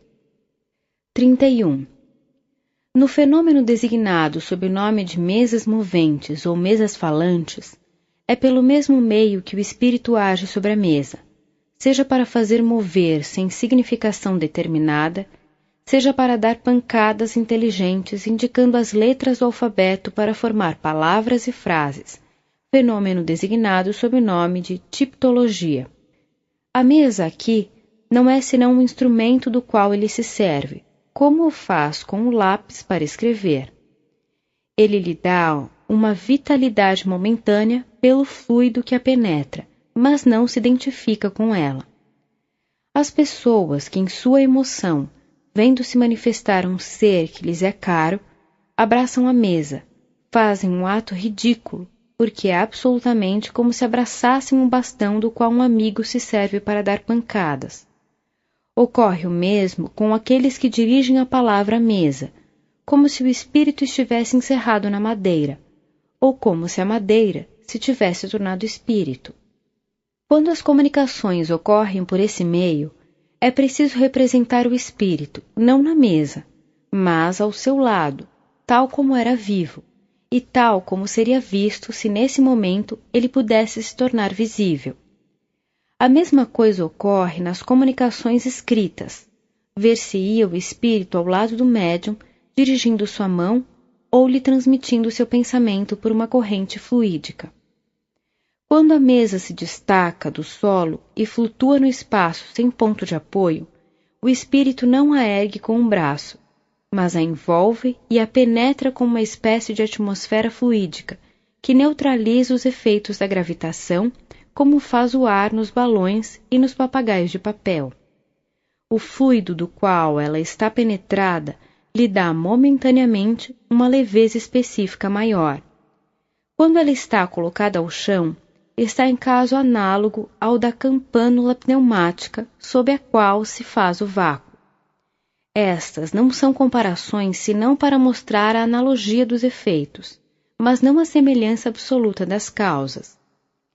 Quando a mesa persegue alguém, não é o espírito que corre, porque ele pode ficar tranquilamente no mesmo lugar, mas que a impulsiona por uma corrente fluídica com a ajuda da qual a faz mover-se à sua vontade. Quando as pancadas se fazem ouvir na mesa ou outro lugar, o espírito não bate nem com a mão, nem com um objeto qualquer. Ele dirige sobre o ponto de onde parte o barulho um jato de fluido que produz o efeito de um choque elétrico. Ele modifica o barulho como se podem modificar os sons produzidos pelo ar. Compreende-se, segundo isso, que não é mais difícil ao espírito erguer uma pessoa do que erguer uma mesa, transportar um objeto de um lugar para outro ou de o lançar em qualquer parte. Esses fenômenos se produzem em razão da mesma lei. 32. Pode-se ver, por essas poucas explicações, que as manifestações espíritas de qualquer natureza que sejam, nada têm de sobrenatural ou de maravilhoso. São fenômenos que se produzem em virtude da lei que rege o intercâmbio do mundo visível com o mundo invisível, lei tão natural como a da eletricidade, da gravitação. O espiritismo é a ciência que nos faz conhecer essa lei, como a mecânica nos faz conhecer a lei do movimento, a ótica, a da luz. As manifestações espíritas, estando na natureza, produziram-se em todas as épocas. A lei que as rege, uma vez conhecida, nos explica uma série de problemas considerados insolúveis. É a chave de uma multidão de fenômenos explorados e ampliados pela superstição. 33. O maravilhoso, uma vez afastado, esses fenômenos nada mais têm que repugne à razão, porque eles vêm se colocar ao lado de outros fenômenos naturais. Nos tempos de ignorância, todos os efeitos dos quais não se conheciam as causas eram reputados como sobrenaturais. As descobertas científicas, sucessivamente, restringiram o círculo do maravilhoso. O conhecimento desta nova lei o reduziu a nada. Aqueles, pois, que acusam o espiritismo de ressuscitar o maravilhoso, provam com isso que falam de uma coisa que não conhecem. 34. As manifestações dos espíritos são de duas naturezas: os efeitos físicos e as manifestações inteligentes.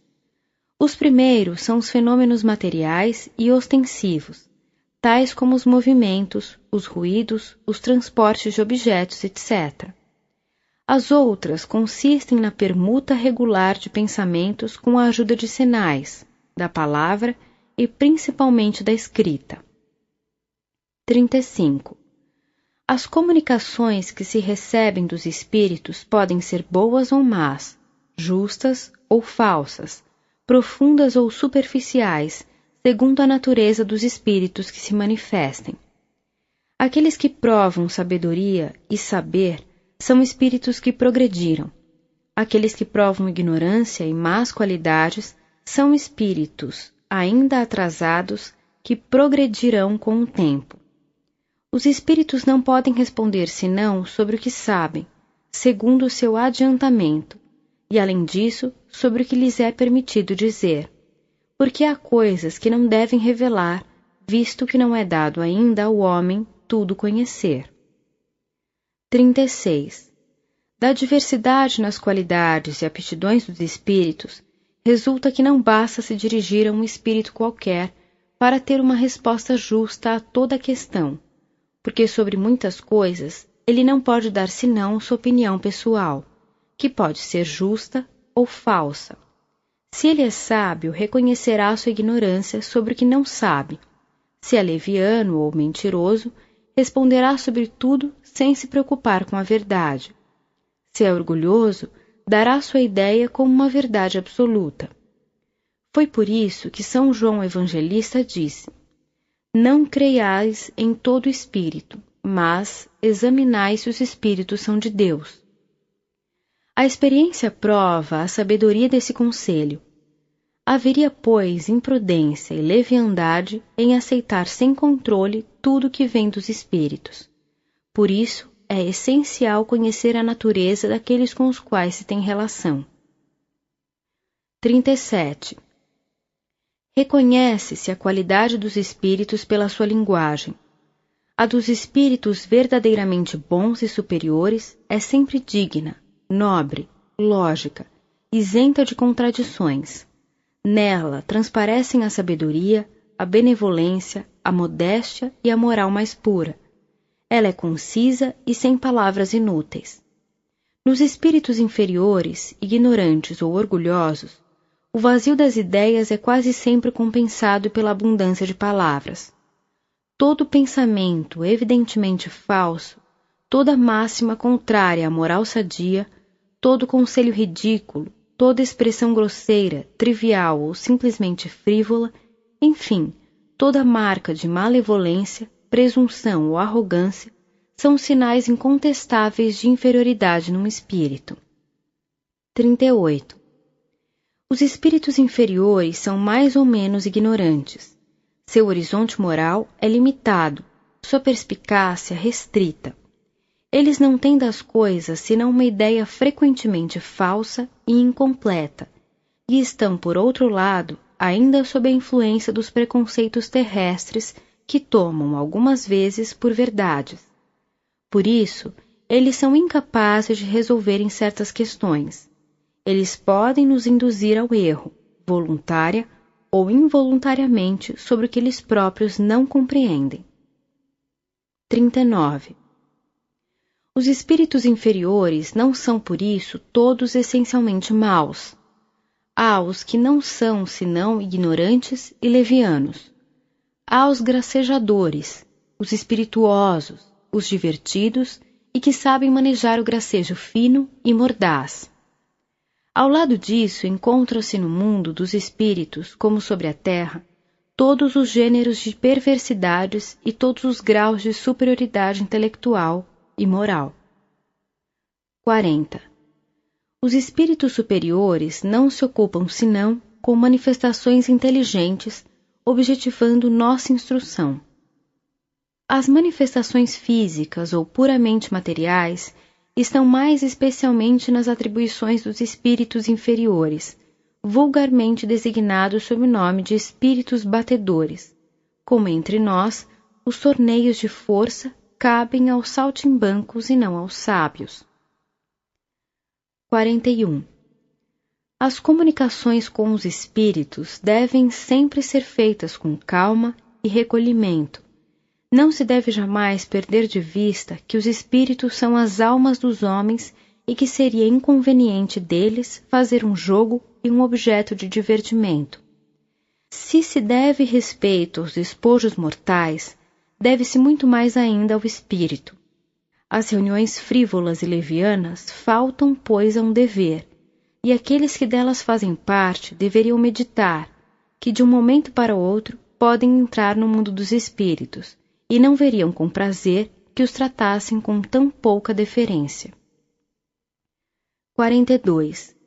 Um outro ponto igualmente essencial a considerar é que os espíritos são livres. Eles se comunicam quando querem, com quem lhes convém e também quando podem, porque têm suas ocupações. Eles não estão às ordens e ao capricho de quem quer que seja, e não é dado a ninguém fazê-los vir contra a sua vontade, nem dizerem o que querem calar, de sorte que ninguém pode afirmar que um espírito qualquer virá ao seu chamado em um momento determinado ou responderá a tal ou tal questão. Dizer o contrário é provar ignorância absoluta dos mais elementares princípios do espiritismo. Só o charlatanismo tem fontes infalíveis. 43. Os espíritos são atraídos pela simpatia, semelhança de gostos e de caráter e pela intenção dos que desejam sua presença. Os espíritos superiores não vão mais a uma reunião fútil do que um sábio da terra não iria em uma reunião de jovens estouvados. O simples bom senso diz que não poderia ser de outra forma. Se eles vão, algumas vezes, é para dar um conselho salutar, combater os vícios, procurar conduzir ao bom caminho. Se não são escutados, retiram-se. Seria ter uma ideia completamente falsa, crer-se que os espíritos sérios pudessem se comprazer em responder a futilidades, a questões ociosas que não provam ou atribuem, nem respeito por eles, nem desejo real de instrução, e ainda menos que possam vir dar espetáculo para divertir curiosos. Se não o fizeram durante a sua vida, não o podem fazer depois da sua morte. 44. A frivolidade das reuniões tem como resultado atrair os espíritos levianos que não procuram senão as ocasiões de enganar e mistificar. Pela mesma razão de que os homens graves e sérios não vão em assembleias inconsequentes, os espíritos sérios não vão senão em reuniões sérias, cujo objetivo seja a instrução, e não a curiosidade. É nas reuniões desse gênero que os espíritos superiores gostam de dar seus ensinamentos. 45. Do que precede, resulta que toda reunião espírita, para ser proveitosa, deve como primeira condição ser séria e reservada, que tudo deve aí se passar respeitosamente, religiosamente e com dignidade, se quer obter o concurso habitual dos bons espíritos. É preciso não esquecer que se esses mesmos espíritos nelas estivessem presentes em vida, ter-se-ia por eles a consideração a que tem ainda mais direito depois de sua morte. 46. Em vão alega-se a utilidade de certas experiências curiosas, frívolas e recreativas para convencer os incrédulos. Chega-se a um resultado todo oposto. O incrédulo, já levado a zombar das crenças mais sagradas, não pode ver uma coisa séria onde se faz brincadeira. Ele não pode ser levado a respeitar o que não lhe é apresentado de uma maneira respeitável.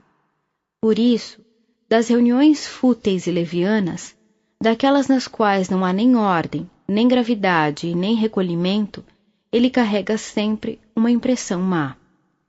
O que pode sobretudo convencê-lo é a prova da presença de seres cuja memória lhe é cara. É diante de suas palavras graves e solenes, diante das revelações íntimas, que ele se comove e empalidece. Mas porque tem mais respeito, veneração e consideração pela pessoa cuja alma se lhe apresenta, fica chocado, escandalizado em vê-la vir em uma assembleia de pouco respeito, no meio de mesas que dançam e da pantomima de espíritos levianos. Incrédulo que é, sua consciência repele essa aliança do sério e do frívolo, do religioso e do profano, e é por isso que taxa tudo isso de hipocrisia, e sai frequentemente menos convencido do que quando entrou. As reuniões dessa natureza fazem sempre mais mal que bem, porque afastam da doutrina mais pessoas do que a ela conduzem, sem contar que se expõe à crítica dos detratores que nelas encontram motivos fundados de zombaria. 47. É erradamente que se faz um jogo das manifestações físicas. Se elas não têm mais a importância do ensinamento filosófico, têm a sua utilidade do ponto de vista do fenômeno, porque são o alfabeto da ciência da qual deram a chave. Embora menos necessárias hoje, elas ajudam ainda a convencer certas pessoas. Elas, porém, não excluem de nenhum modo a ordem e a decência das reuniões onde se as experimenta. Se fossem sempre praticadas de maneira conveniente, convenceriam mais facilmente e produziriam, sob todos os aspectos, melhores resultados. 48. Certas pessoas fazem uma ideia muito falsa das evocações, aos que creem que elas consistem em fazer voltar os mortos com a aparência lúgubre da sepultura. O pouco que dissemos a esse respeito deve dissipar esse erro. Não é senão dos romances, nos contos fantásticos de almas do outro mundo e no teatro que se vêem os mortos desencarnados saírem de suas sepulturas, vestidos ridiculamente de mortalha e fazendo chocalhar seus ossos. O espiritismo, que jamais fez milagres, não faz mais este que outros, e jamais fez reviver um corpo morto. Quando o corpo está na cova, aí está definitivamente. Mas o ser espiritual, fluídico, inteligente, não foi aí encerrado com seu envoltório grosseiro, do qual se separou no momento da morte, e uma vez operada a separação, nada tem em comum com ele. 49. A crítica malévola se inclina a representar as comunicações espíritas como cercadas de práticas ridículas e supersticiosas da magia e da necromancia. Se aqueles que falam do espiritismo sem o conhecer, se tivessem se dado ao trabalho de estudar aquilo de que querem falar, se poupariam de gastos da imaginação ou de alegações que não servem senão para provarem sua ignorância e sua má vontade. Para a edificação de pessoas estranhas à ciência espírita, nós diremos que não há, para se comunicar com os espíritos, nem dias, nem horas, nem lugar mais propícios uns que os outros, que não é preciso para os evocar, nem fórmulas, nem palavras sacramentais ou cabalísticas, que não há necessidade de nenhuma preparação, de nenhuma iniciação, que o emprego de todo sinal ou objeto material, seja para os atrair, seja para os repelir, não tem efeito, e que o pensamento basta, enfim, que os médiuns recebem suas comunicações tão simplesmente e tão naturalmente como se fossem ditadas por uma pessoa viva, sem saírem do estado normal. Só o charlatanismo poderia tomar maneiras excêntricas e adicionar acessórios ridículos. A evocação dos espíritos se faz em nome de Deus, com respeito e recolhimento. É a única coisa recomendada às pessoas sérias que querem ter intercâmbio com os espíritos sérios.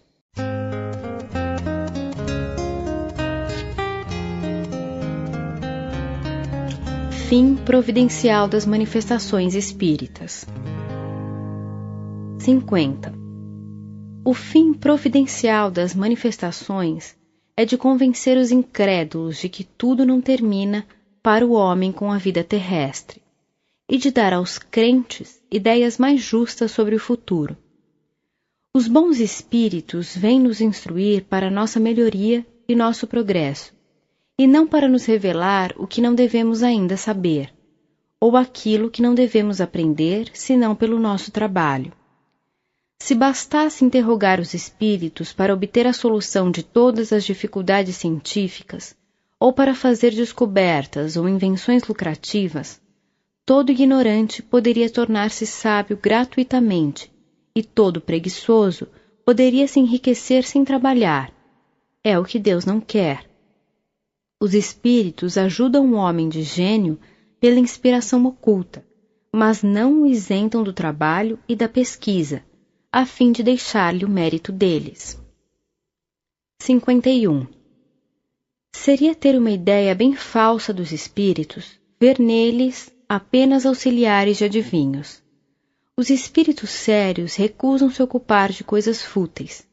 Os espíritos levianos e zombeteiros se ocupam de tudo, respondem a tudo, predizem a tudo que se quer, sem se importarem com a verdade, e sentem um prazer maligno em mistificarem para as pessoas muito crédulas.